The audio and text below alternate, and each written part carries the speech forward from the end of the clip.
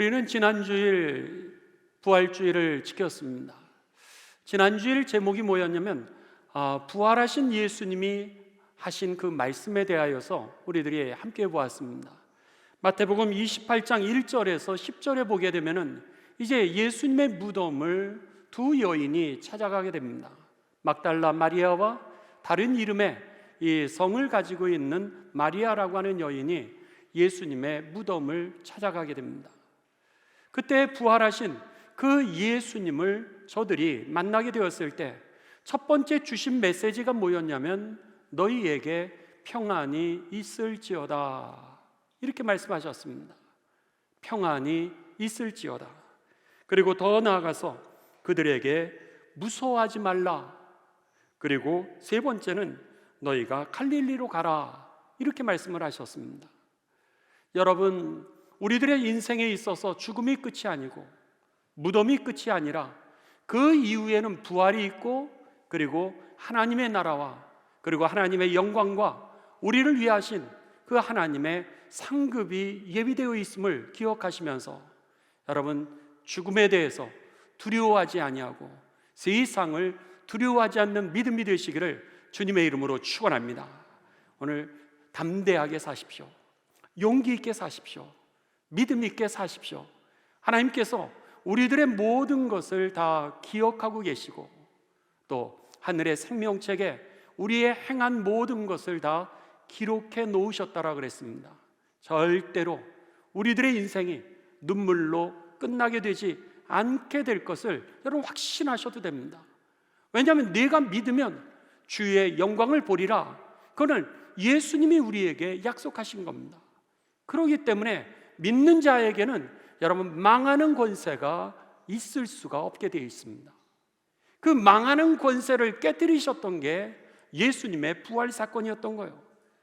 부활이라고 하는 것은 죽음의 권세를 깨뜨렸다라고 하는 의미고, 죽음의 권세를 깨뜨렸다라고 하는 것은 죄의 권세를 깨뜨렸다라고 하는 말씀이고, 죄의 권세를 깨뜨렸다라고 하는 것은 마귀의 권세를 깨뜨렸다라고 하는 말씀입니다. 그래서 예수님께서 이 땅에 오신 이유는 요한일서 3장 8절에 보면은 마귀의 일을 멸하기 위함이라, 이렇게 말씀하셨습니다. 예수님이 오셔서 마귀의 일을 멸하고 나니까 죄의 권세가 꺾여지게 되었고 죄로 인하여 쏘는 죽음의 문제가 해결되었던 것이죠.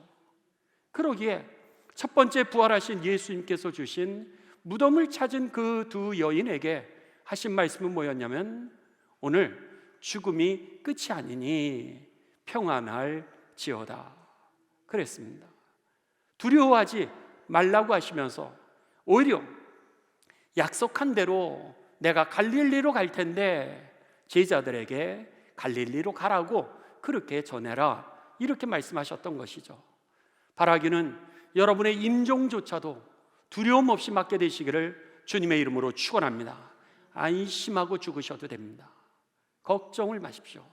주님이 함께하고 계시고 주님이 일생 동안 동행하고 계시고 주님이 우리들의 삶을 붙들고 계시고 죽음 이후에는 천국의 영광을 우리들에게 예비해 놓으셨는데 왜 두려워하시고 사람을 보며 환경 속에서 좌절하고 절망하십니까?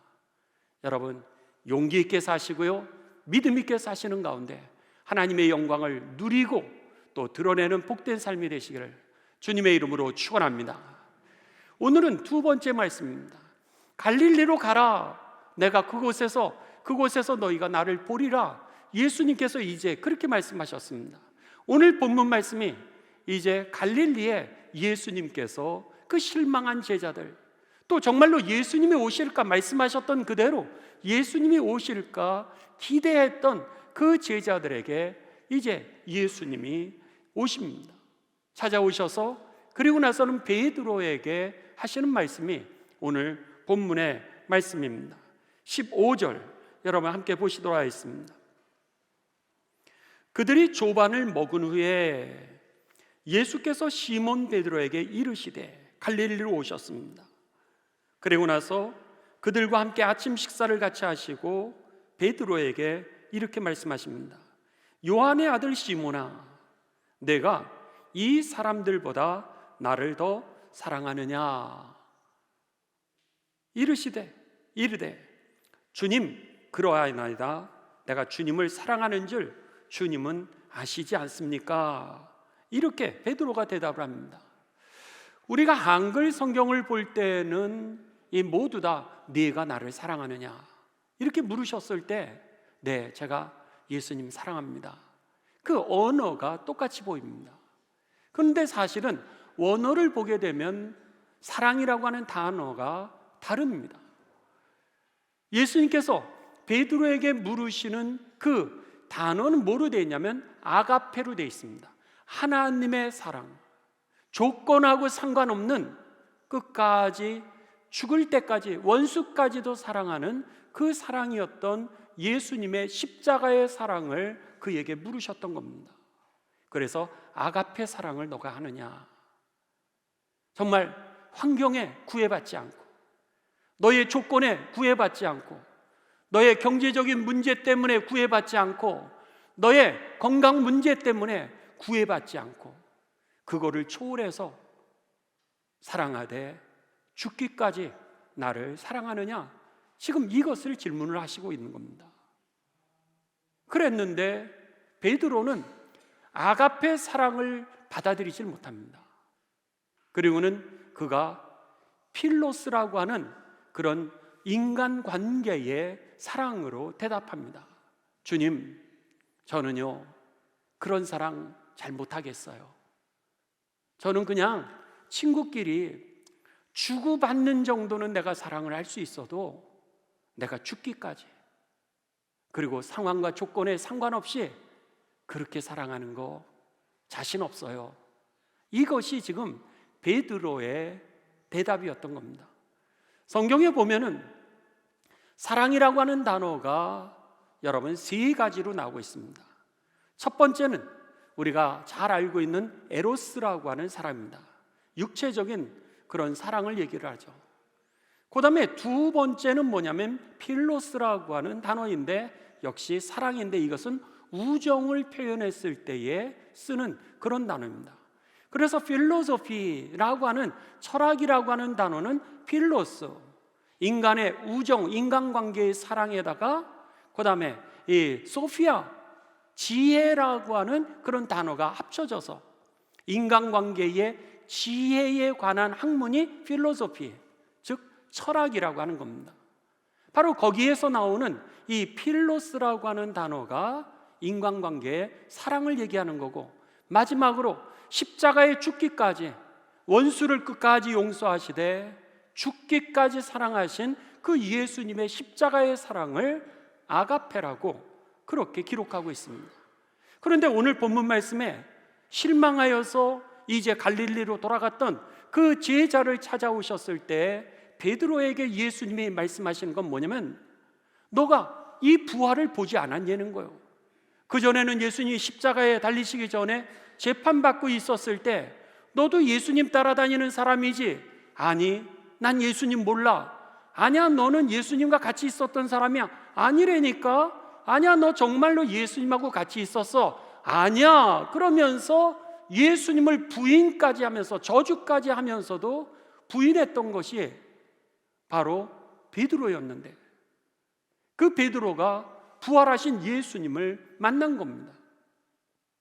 부활하신 예수님을 만나게 되면서 예수님이 베드로에게 지금 물으시는 걸 봐, 인생의 죽음이 끝이 아니야.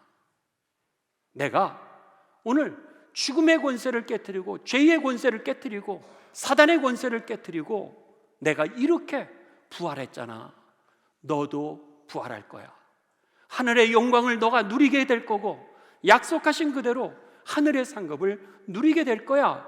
이 얘기를 하시면서 앞으로는 너가 어떤 조건에도 상관없이 죽기까지 나를 사랑할 수 있니? 이렇게 물어보시는 겁니다. 어쩌면 이 질문은 저와 여러분에게 주시는 예수님의 질문이요.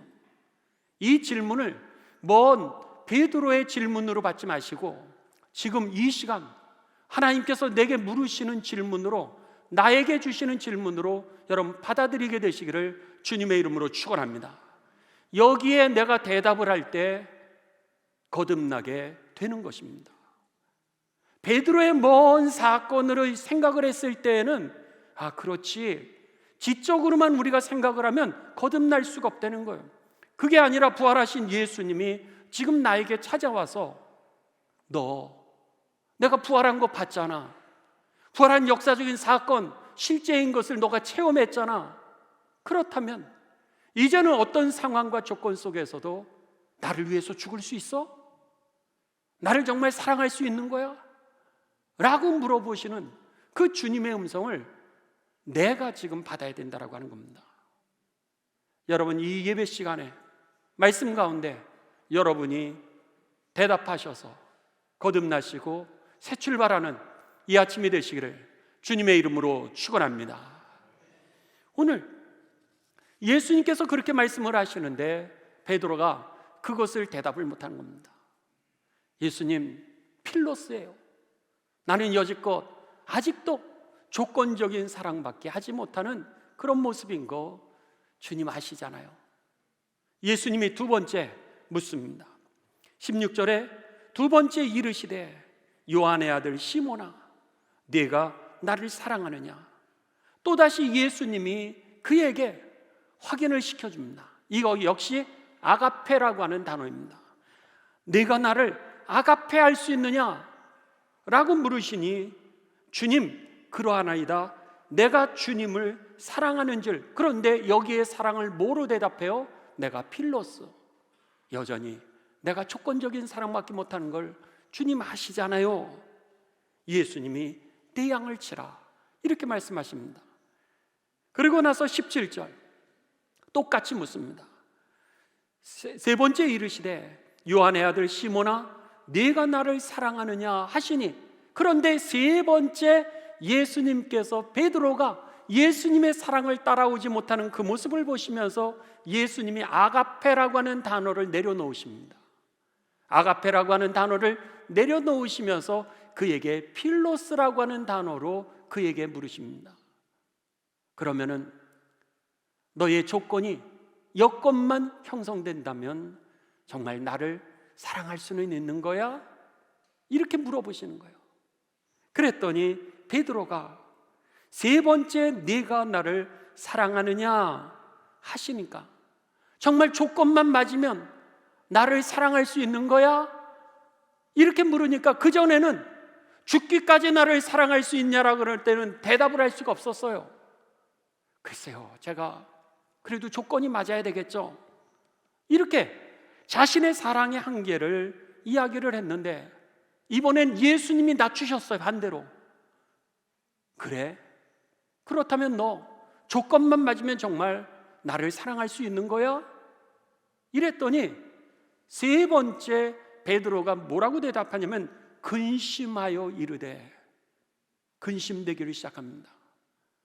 정말 내가 예수님을 사랑하는 게 조건이 맞으면은 정말 예수님을 사랑할 수 있는 건가? 이런 질문이 나에게 예수님이 정면으로 돌파를 하시니까 자기의 속마음을 자기도 장담을 못하는 거예요. 여러분은 어떠십니까? 어렸을 때는 내가 이것만 사주시면, 조금 잘하면은 내가 이 학교에 입학만 하면, 조금만 시간이 더 가면 내가 이 직장에 취직만 하면, 조금만 더 가면 내가 이런 사람과 만나 결혼한다면, 조금만 더 가면 이런 집만 생긴다면, 이런 차만 생긴다면, 그리고 조금 더 나이가 들면은 이런 건강만 있다면, 우리들은 늘 조건이 변화되면서 하나님, 이 조건에 응답해 주세요. 이것만 주어지면은 나는 죽도록 주님을 사랑하겠습니다 라고 했던 것이 우리들 아니었을까? 베드로도 마찬가지였던 거예요. 정말 너에게 있어서 조건만, 환경만 충족이 되어진다면은 나를 사랑할 수 있는 거야? 라고 이렇게 물어보셨을 때 베드로가 근심했다라고 하는 겁니다. 여러분, 근심하지 않고 오늘 주님 사랑합니다, 그렇게 대답할 수 있게 되시기를 주님의 이름으로 축원합니다. 오늘 본문 말씀이 그러자 예수님께서 이르시되 내 양을 먹이라 이렇게 말씀하십니다. 내 양을 먹이라는 거예요. 내 환경과 조건과 상관없이 오늘 내 양을 먹여보라는 거예요. 다른 사람을 한번 먹여보라는 거예요. 너만 생각하지 말고 오늘 나 집중적으로만 생각하지 말고 오늘 다른 사람을 한번 먹여봐. 이렇게 말씀하시는 게 오늘 본문 말씀이었던 겁니다.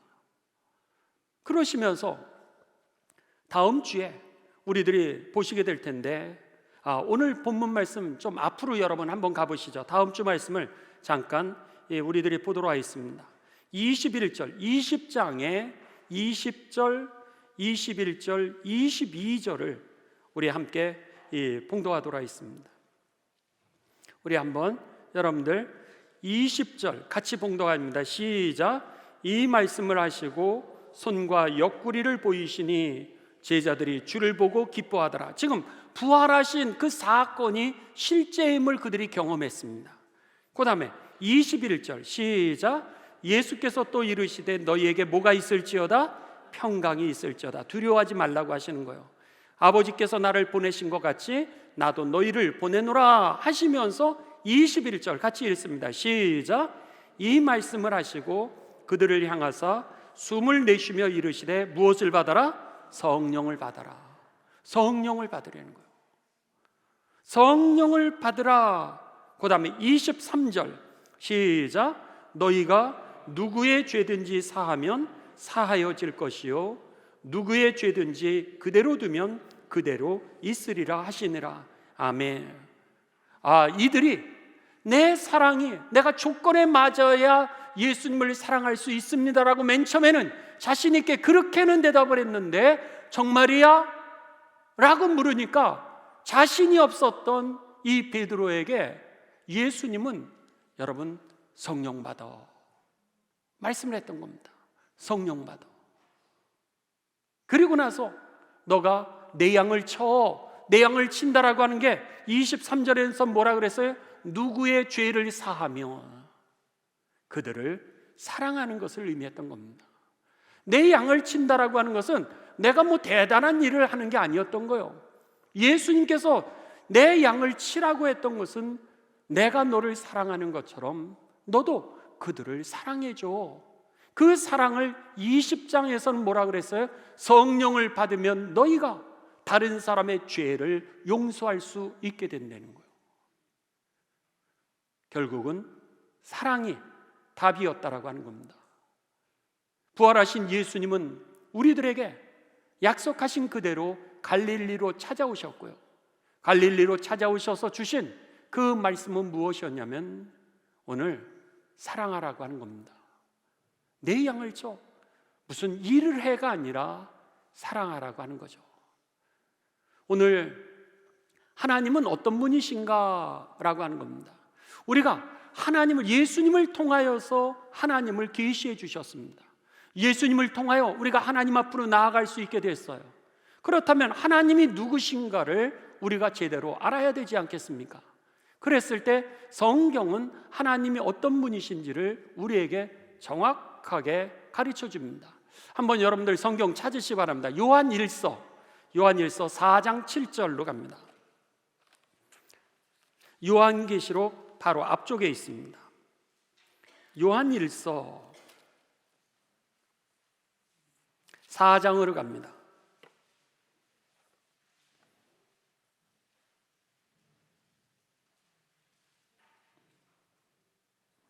자, 4장 우리 8절로만 바로 갑니다. 4장 7절 8절 같이 읽을까요? 그러면 자, 시작. 사랑하는 자들아 우리가 서로 사랑하자. 사랑은 하나님께 속한 것이니 사랑하는 자마다 하나님께로부터 나서 하나님을 알고 사랑하지 아니하는 자는 하나님을 알지 못하나니 이는 하나님은 사랑이시니라. 아멘. 사랑하는 자들아 우리가 서로 사랑하자는 거예요. 서로 사랑하자. 사랑은 누구에게 속한 것이라고요?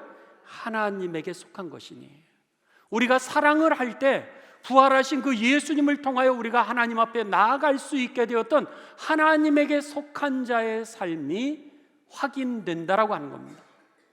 사랑하지 않는 자는 하나님에게 속하지 아니하나니, 이렇게 오늘 8절에서는 하나님을 알지 못하나니. 그래서 하나님께로부터 나서 하나님을 아는 사람들은 하나님을 오늘 우리가 사랑하면서 산다는 거예요.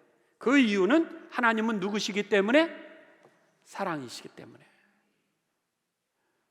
그러니까는 예수님이 첫 번째 주셨던 메시지는 뭐냐면 평안할지어다, 두려워하지 말라는 거예요. 세상 두려워하지 말고, 사람 두려워하지 말고, 환경 두려워하지 말고, 죽음 두려워하지 말고, 믿음 있게 살고 용기 있게 살라는 거예요. 두 번째 메시지는 뭐냐면 사랑하면서 살라는 거예요. 사랑으로 사람들을 양을 치는 거, 그리고 하나님을 사랑하면서 사는 거, 오늘 이것이 우리들에게 주신 두 번째 메시지였다라고 하는 겁니다. 왜 사랑하면서 살라 그러셨을까? 그 이유는 사랑을 통하여서 생명이 살아나고요, 사랑을 통하여서 사람들이 소망을 가지게 되고요, 사랑을 받으면은 사람들이 생기를 되찾고요, 사랑을 그들이 먹으면은 비타민이나 단백질보다 더 큰 능력을 얻게 되는 것이 하나님의 법칙이었기 때문에, 그래서 우리가 잘 사는 방법을 가르쳐 주셨던 것입니다. 오늘 이 요한일서 4장 8절에서 하나님은 사랑이시라 그랬는데, 오늘 창세기 1장 27절에서 28절로 가면은 하나님이 하나님의 형상대로 남자와 여자를 창조하셨다 그랬습니다. 하나님의 형상이라고 하는 것은 사랑이죠. 하나님은 사랑이라 그러셨으니까 그 하나님의 사랑으로 남자와 여자를 창조하시고, 그리고 나서 그들에게 복을 주셨어요. 복을 주시면서 뭐라 그러세요? 생육하고, 그 다음에 번성하고, 그리고 충만하고 다스리고 사랑으로 정복하려는 거예요. 그러니까는 우리들의 사는 모든 풍성한 삶, 생육하는 거, 번성하는 거, 충만한 거, 그리고 모든 돌보는 거, 이 모든 것은 무엇을 통해서 되어진다? 사랑을 통하여서 생육도 일어나게 되고, 번성도 일어나고, 충만도 일어나게 된다라고 하는 것입니다. 여러분, 우리나라에 이 홀트 아동복지 세우신 분이 누군지 아세요? 아시나요? 홀트 아동복지 누가 세웠죠? 홀트. 예. 제가 이렇게 여러분들에게 힌트를 드리는데도, 그러니까 홀트라고 하는 분이 그러니까는 이 아동복지센터를 쉽게 생각하면 그분이 세우신 겁니다. 그분은 미국에서 그냥 농사꾼이었습니다. 농사꾼이었는데 6.25 때에 그 지역 신문에 한국의 6.25 전쟁이 이제 기사가 났습니다. 그런데 그 기사 안에 어떤 내용이 있었냐면은 보니까 한국의 전쟁으로 인하여서 수없이 많은 아이들이 죽어가고 있다는 거예요. 뿐만 아니라 그 아이들이 이제 굶어 죽어가고 있고 또 병들어 죽어가고 있다고 그들에 대해서 이제 신문에 기록을 했습니다. 그러면서 마음에 와닿았습니다. 그 기사가 마음에 와닿으면서 그가 내가 하나님을 사랑하는 이 마음으로 고아와 장애인과 그리고 어려움을 가지고 있는 아이들을 내가 돌아봐야 되겠다라고 생각하면서 그분이 농사의 일을 내려놓고 한국에 오시게 됩니다. 오시게 되면서 이제 수없이 많은 그런 전쟁 고아들과 그리고 장애인들과 그리고 병들어 죽어가는 아이들을 그가 끌어안고 60년을 사셨던 것이, 60년 동안 헌신하셨던 삶이 홀트 아동 복지였던 겁니다. 이제 그가 전쟁 고아들과 장애인 그리고 더 나아가서 그 아픈 그 아이들을 갖다가 이제 구별하기 시작했습니다. 다 돌볼 수는 없으니까, 다 다 돌볼 수는 없으니까 이들에 대해서 이 아이들 중에서 혹시 이 아이는 살 수 있겠다라고 생각하는 아이들은 병원비를 대줘서 병원으로 가게 했고요. 그리고 그 아이를 보면서 이 아이는 정말 입원시켜도 곧 죽겠다 이렇게 판단되어지는 아이는 오히려 자기의 집으로 데려갔다라고 하는 겁니다. 자기의 집으로 데려가서 아침 저녁으로 그에게 맛있는 것을 먹여주고, 그리고 그를 위해서 기도해 주면서 죽기 전에 하나님의 나라가 너의 삶 가운데 예비되어 있다라고 하는 하나님의 나라를 알려주기 위하여서 그 자기 집에 데려다가 그 죽어가는 아이들을 갖다가 먹이고, 그리고 사랑해주고, 그리고 기도해줬던 그런 삶이었습니다. 그런데 이상한 결과가 나왔습니다. 살 것 같아가지고 걔네들을 병원에 치료를 받게 했던 그 아이들은 점점 죽어가는 거예요. 수없이 많은 아이들이 병원에 갔던 아이들은 오히려 죽어가고, 내가 판단했을 때 이 아이는 병원에 가도 죽겠다라고 생각했던 그 마지막 순간을 같이 하려고 사랑을 해줬던 그 아이들은 살아나는 거예요. 이 어떻게 설명을 할 수 있겠습니까? 그 결론이 뭐였냐면, 의학이 사람을 고치는 것이 아니라 사랑이 사람을 살렸던 겁니다. 어린아이들에게 그 스킨십이라고 하는 거가 얼마나 중요했는지, 그냥 얘 입에다가 음료수, 아니 영양소, 그리고 그에게 치료에 그런 능게일 줄을 갖다가 꼽는 게 이 아이를 살려줬던 것이 아니라, 죽어가는데도 불구하고 그 아이를 끌어안고 스킨십을 하면서, 그리고 사랑을 얘기하고 그를 위해서 기도했더니 그 아이들이 살더라는 거죠. 이거는 그 의사 선생님의 논문을 통하여서도 여러분 발표가 되었던 내용입니다. 의사 선생님이 이상한 거요. 오히려 죽어가는 애들은, 집에 있었던 애들은 살고 병원에 와 있는 애들은 죽는 거예요. 무슨 차이지? 그래서는 자신이 그것을 연구하고 돌아와서 그렇다면 방법을 바꿔봤습니다. 병원에 있는 아이들에게 오늘 약 치료만 했던 것이 아니라 스킨십을 통하여서 그 아이들을 사랑했을 때 이 아이들이 살아나서 여러분 그 죽어가는 확률이 많이 떨어지는 모습을 체험을 하게 되었던 것이죠. 그렇습니다. 오늘 우리들의 삶 가운데 속에 사랑이 힘임을 믿으시기를 주님의 이름으로 축원합니다. 사랑이 생명임을 믿으시기를 주님의 이름으로 축원합니다. 사랑이 여러분 생명력이요, 사랑이 활력이었던 거예요. 우리의 남편이 힘을 잃었습니까? 우리의 아내가 힘을 잃었습니까? 우리의 자녀들이 용기를 잃었습니까? 여러분의 옆에 있던 교우들이 실망 가운데 있습니까? 여러분 사랑해 주시기 바랍니다. 여러분이 사랑하면 남편도 살고 아내도 살고 자녀들도 사는 거예요. 네가 나를 사랑하느냐? 그렇다면 사랑하면서 살려는 거예요. 내 양을 먹이려는 거예요. 왜 사랑한다고 얘기하면서 오늘 조건만 맞으면 사랑하겠다라고 얘기를 하는데 정작 현실이 닥치면 왜 비켜가냐는 거예요. 그래서 못 산다는 거예요. 그래서 내가 망해간다는 거예요. 그래서 내가 우울증에 걸린다는 거예요. 답은 이미 하나님이 주셨는데. 폴 틸리라고 하는 그런 위대한 신학자가 있습니다. 폴 틸리라고 하는 학자는 이제 이 독일에서 출생을 했습니다. 그랬는데 이 나치에게 잘못 보여가지고 히틀러 정권에게 이제 잘못 보이면서 저항을 하게 되면서 독일에서 추방을 당하게 됩니다. 그리고 나서 미국에 이제 유니온 신학교라고 하는 곳에서 일생 동안 그가 가르치게 되고, 제가 공부했던 시카고 신학대학에 있는 그 시카고 대학으로 오게 됩니다. 그리고 나서 시카고 대학에서 그가 일리노이 시카고에서 이제 생을 1965년에 마치게 됩니다. 그랬는데 이 세계적인 철학자이기도 하고 신학자였던 그 폴 틸리라고 하는 선생님이 여러분 독일에 있다가 추방되어서 이 유니온 신학교 뉴욕으로 가게 됐습니다. 거기에서 가르치는데 나중에 영어를 배웠으니까는 이제 자신의 그 발음이 얼마나 여러분 독일식 영어가 되지 않겠습니까? 그러니까 강의를 하는데 독일식 영어를 하니까 학생들이 그 영어를 들을 때마다 깔깔깔깔 하면서 학생들이 웃기를 시작했습니다.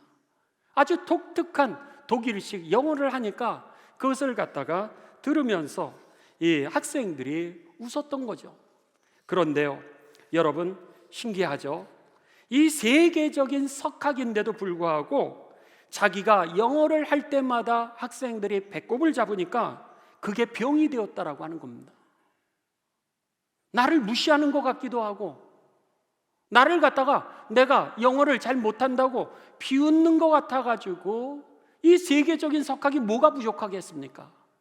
근데 강의 시간에 자기의 강의를 듣고 웃는 그 학생들 때문에 마음에 병이 생겼고요, 그리고 나서 우울증에 빠지게 됩니다. 우울증에 빠지게 되면서 그가 어느 날부턴가는 이제는 학교에 가기도 싫어지고요, 그리고 나서 강의실에는 더 마음이 부담이 돼서 그 강의실도 가기 싫어졌습니다. 이렇게 우울증에 세계적인 석학이 빠져 있었을 때 어느 날 자기의 연구실로 들어가는데 그 문에 하나의 쪽지가 걸려 있었어요. 쪽지를 여니까 거기에 학생 중에 한 명이 교수님에게 이런 편지를 썼습니다. 틀리 교수님, 사랑합니다. 존경합니다.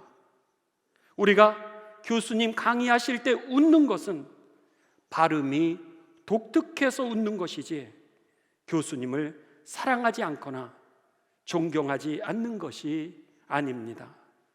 교수님 힘내십시오. 교수님 사랑합니다. 이렇게 간단하게 편지를 썼습니다.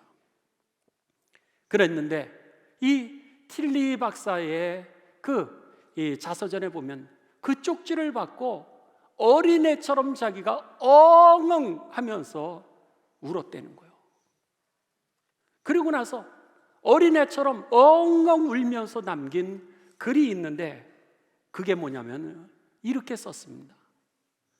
한 학생의 그 인정, 한 학생의 그 이해, 한 학생의 사랑이 이렇게 감격스러운데 하물며 이 땅에 오신 하나님이 우리를 인정해 주시고 우리를 사랑해 주시고 우리를 이해해 주신 것이 얼마나 감격스러운가. 할렐루야. 그렇죠? 세계적인 석학이라 할지라도 여러분 다른 사람의 그 비웃음과 같은 거 인정을 받지 못한다고 생각을 하면은 우울증에 빠지고 마는 겁니다. 그런데 별거 아닌 그 쪽지, 교수님 힘내십시오. 교수님 존경합니다. 교수님 사랑합니다. 이 한마디는 우울증에서 이 세계적인 석학을 다시 일어나게 했고요, 그의 삶에 끝까지 정말 신학계 목회자들을 위해서 그리고 전 세계 그 성경의 연구의 발전을 위해서 끝까지 쓰임을 받은 그 생애를 살게 되었다라고 하는 겁니다. 여러분, 오늘 예수님이 우리들에게 잘 사는 방법을 가르쳐 주십니다. 첫째는 평안할지어다 두려워하지 마. 둘째는 뭐예요? 내가 나를 사랑하느냐, 나를 정말 사랑하고 조건에 맞아도 조건에 맞지 않아도 사랑해. 그리고 다른 사람 사랑하면서 살아. 그러면은 잘 살게 될 거야. 이 말씀이 저와 이 아침에 주님이 내게 주시는 음성으로 들으셔서 여러분 거듭나셔서 돌이켜 사랑하고 용서하는 가운데 잃어버렸던 행복을 되찾고 그리고 우울증으로부터 여러분 서로가 자유케 하시는 삶이 되시기를 주님의 이름으로 축원합니다.